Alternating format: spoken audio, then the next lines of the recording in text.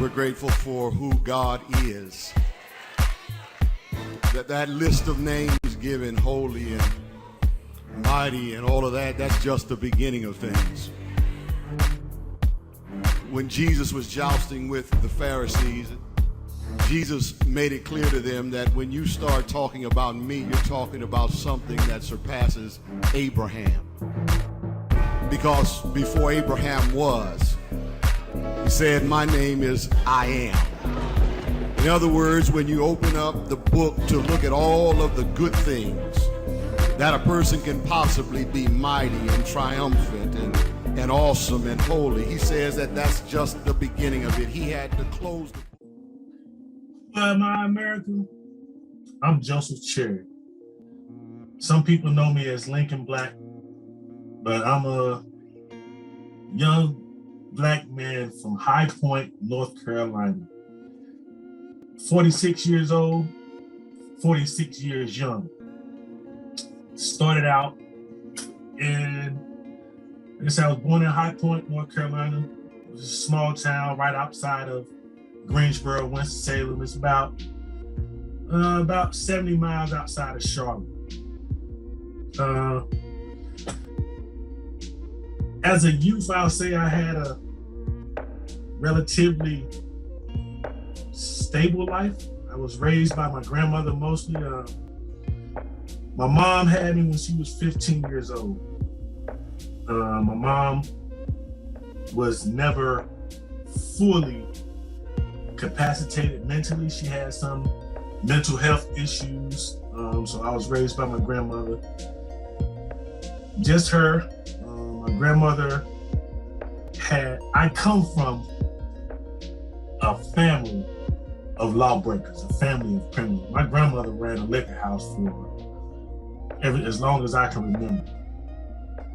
So in society eyes, I came from a, air quote, broken home. But as a youth, there was nothing broken that I seen about it. You know, I was loved, I was clothed, I was fed. It just was, I didn't come up seeing the typical love-based family setting. And at the time, I didn't know how much damage it was doing or just how bad it could lead me to become. Because what it did was show me at an early age how to bend the rules or break the rules to get what I wanted out of life. And coming up, like my siblings, like I have 2 younger brothers and a younger sister by my mom. However, being raised by my grandmother, I wasn't raised with my siblings. My siblings were taken out of the house due to what was going on in our household. You know what I'm saying? So, that happened. My siblings were taken. I was probably about 11 or 12. And instead of going willingly to where help would have been, I felt like I could make it on my own. So I went out on my own. And as you can imagine, any type of correctional facility out there, I've been through. I've lived through.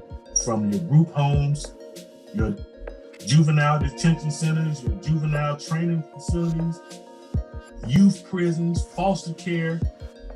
I am a walking product of what the system made.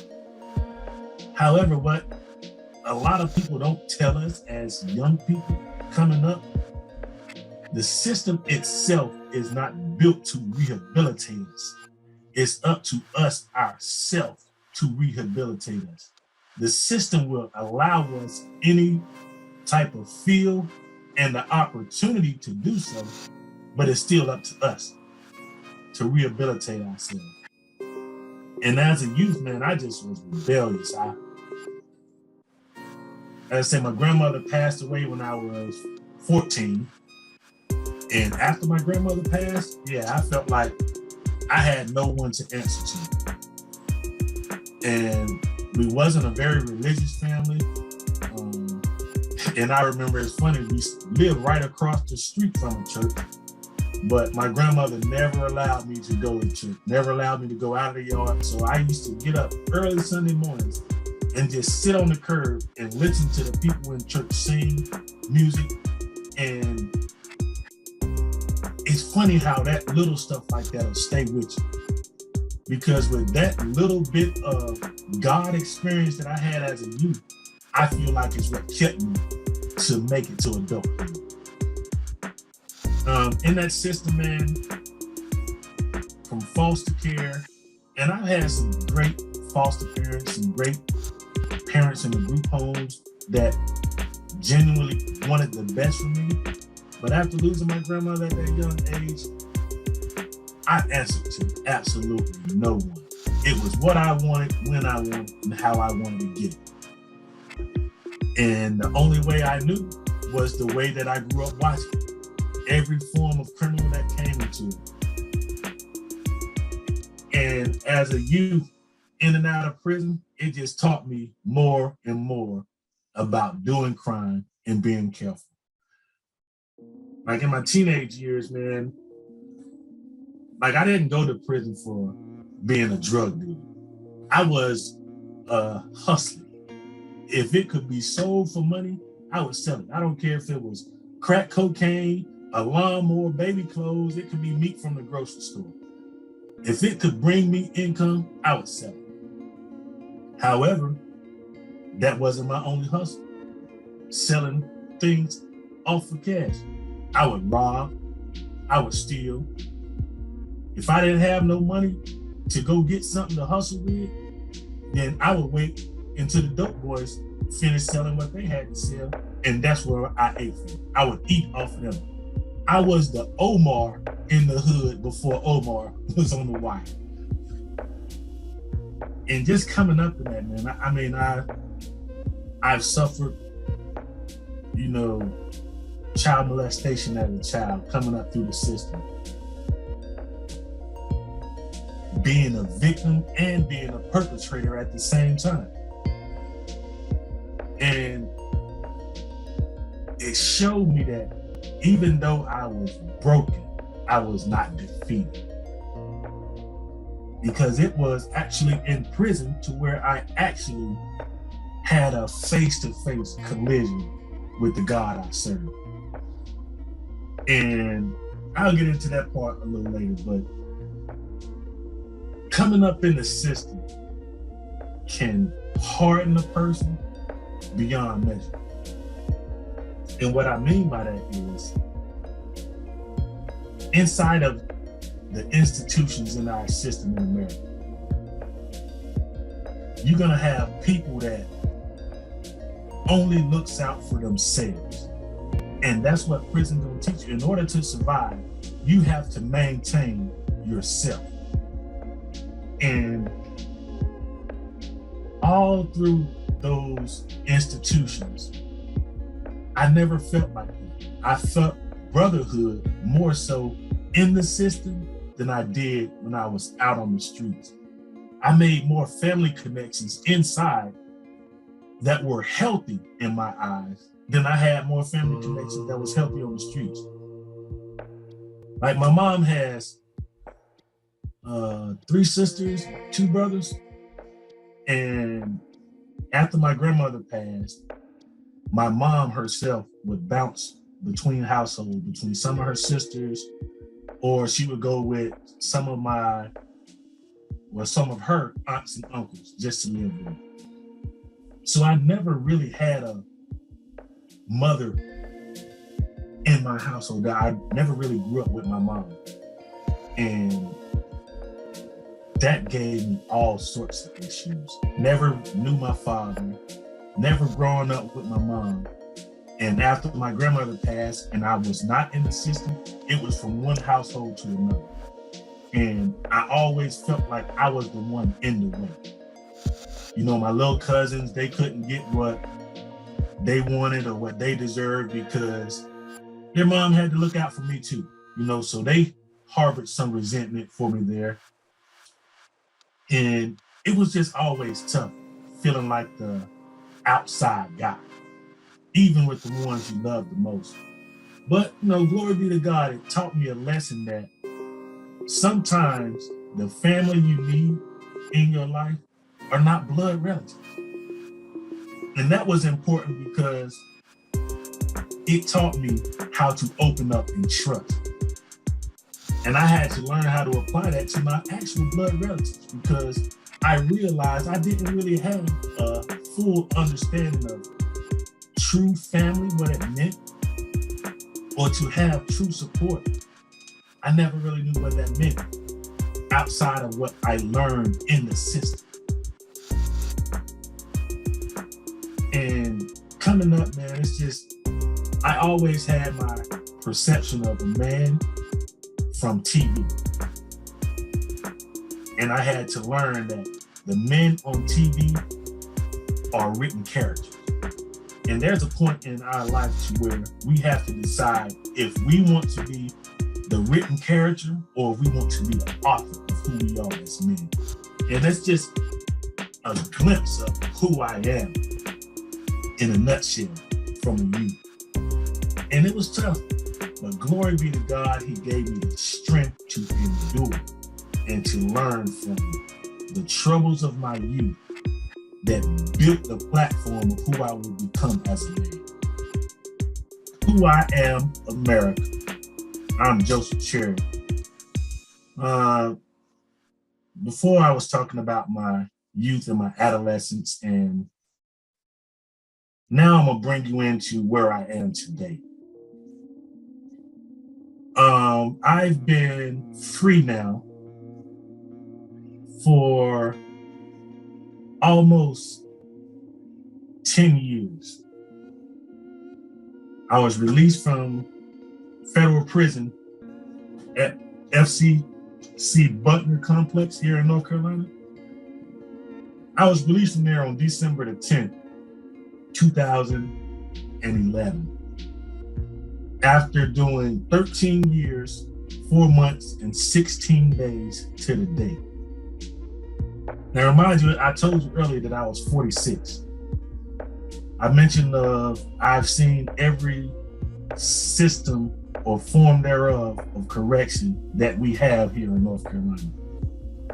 I've spent a total of 23 years and 8 months incarcerated in the system at some point in time. That's over half of my life. However, in my stint during my federal sentence, I met a man by the name of Curtis McCray. Right now, he's my best friend. And it's funny that I was a career criminal, and now my best friend is an actual warden at one of the federal prisons now in Petersburg, Virginia. And it was strange because in prison, you don't want to be known as the guy who always talks to the officers or always in the officer's face. But it was something about this officer, man, that he wouldn't let me just do my time. Because now in the federal prison, they had all sorts of sports programs. There's college programs you could go to and enroll yourself. All I wanted to do was play basketball and play music. He asked me one day, how much time are you willing to give God after you get out of here? And I told him, man, I give him however much he wants. Not realizing that God wanted all of my time. It was because of Mr. McCray that I gave my life over to God. And it's tough to live right and follow Christ out here on the streets. It's so much easier in prison because your time is structured and you live in the actual Groundhog Day. You're doing your same routine every day, day in and day out. And I didn't realize after my release how difficult it would be to walk with Christ. However, once I changed my life over, it made me want to see others do better than I did, not for my own good, but just so God might get glory from the life I was leading. I spent so much time in my youth destroying the neighborhoods that I stayed in. I personally feel like the plight that our youth are in today, with the senseless killings, reckless gun violence, I contributed so much to that attitude that these young men have now. When they looked up to me when I was selling drugs and out there shooting guns in the air, and just living recklessly, I gave them something to aspire to, something that I don't even believe in now. And it's something that we as a people have lost in raising our youth. A lot of guys my age now won't even say that to a guy walking by and just openly disrespecting the elderly. Won't even correct them out of fear of what might transpire because these young guys today are so hot-headed. Tupac said probably 20 years ago, man, that black men 35 and older in the year 2020 would be voiceless. There would be no men in the street screaming about the injustice that we ourselves are bringing upon them. And tragically, he's almost right. I mean, you have a few guys that's in the hood that's, preaching change, preaching revolution, preaching things other than crime. But it's lost on our youth ears because somewhere along the line, we lost a connection. You know what I'm saying? Our fears have divided us. Like, I go into any neighborhood here in Durham, North Carolina, man, and I'll walk by myself. Me and my pastor get out and walk. Just walk the neighborhoods and talk to people, man. And I have no fear with anything that might come. If I was to walk out and die today, I would be good with my life because my life belongs to Christ. And for Christ I live, and to him I shall die as well. It took me to hit the streets. Well, let me back up. When I was first released, I was living in Charlotte. And I was home on federal probation. I was terrified to go outside because I didn't want to put myself back into the same neighborhoods that I was in, destroying it. I wanted to keep myself out of it because I didn't want myself to fall back in. But now I realize I have to put myself right back on the same blocks that I used to hustle on, the same blocks I used to rob on. These are the blocks that I need to be out there showing people that the things I used to do has led me here to tell y'all there's better ways. And I've talked to, there's one guy named Rashawn Maxey. When I first got locked up in federal prison, he was 3. When I came home, he was almost 17, and he was running the block. He was literally the man on the block. And when I came home and seen him, he was the first young guy that I told him, I'm sorry I led you down the wrong road. Right now, he no longer sells drugs. He's a prominent leader in his church, and he leads young men in his neighborhood. And it's because he saw me come home and change and said, I don't want to take the path he's on, but I want to be on the road he's on now.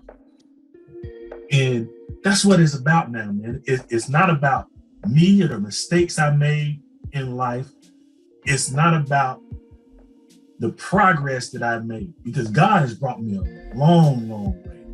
I have more material things now than I did when I was a hustler, when I was at the peak of my game in the streets. I had all the money that I wanted. I had cars, houses, jewelry, and none of it gave me any consolation. But now that I've worked for it, bled for it, and it's taken me time to acquire it, I appreciate it more. It means more now. Now it's actually in my name. It wasn't always an easy journey. And it's never gonna be. As long as we hear, there's always gonna be a struggle. There's always gonna be a fight in front of us. But we gotta realize I can punch all day and my arms gonna get tired. But if I fight by thinking first, I may not ever have to swing a punch. So it's all about building up the youth now. You know, I walk around, I tell a lot of the young guys I see who they walk around flying colors, assuming that this is the family that they need.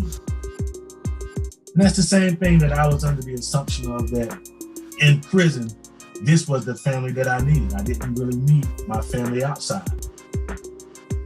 But if someone will send you down a road knowing that certain death awaits you, that's not a family member you need. It's up to us to build up the strength within each other, the confidence within each other, and the bravado that we can stand in front of a person and tell them, sir, ma'am, you're wrong, and I want to help you to change it. I mean, there's always gonna be pushback on change, because 9 times out of 10, people are comfortable in the lane they find themselves in.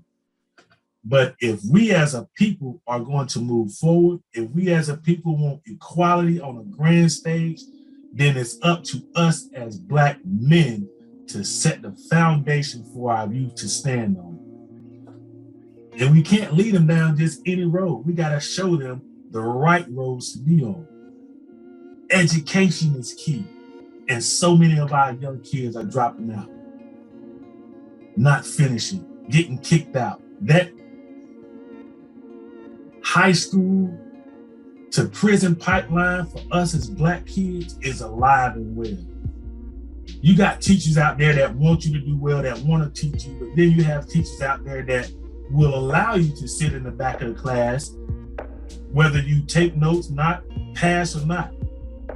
That no child left behind is going to push you through the grades without you having the proper knowledge that is needed. You have to apply yourself, and that's our job, to ensure we as a people apply ourselves in all levels: education, health and safety, healthy eating, our lifestyle in itself. It's up to us to put the word out there and talk to these kids to get them on the path that I find myself on now. And it's enlightening, man. It's enlightening.